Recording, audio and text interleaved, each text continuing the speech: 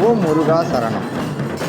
இன்று ஆடி நிறைவு அமாவாசை தினத்தில் தமிழ் தேவாரம் பாடிய நால்வரில் ஒருவரான திருநாவுக்கரசர் என்கின்ற அப்பர் சுவாமிகளுக்கு வயது மூப்பின் காரணமாக திருவாரூர் குளத்தில் அருகே திருக்கைலாய காட்சியை கொடுத்த நன்னாள் இந்த நாள் திருநாளாக கொண்டாடப்படுகிறது. ஓம் முருகா சரணம். ஓம் நமச்சிவாய. நமச்சிவாய வாழ்க, நாதன் தாழ் வாழ்க.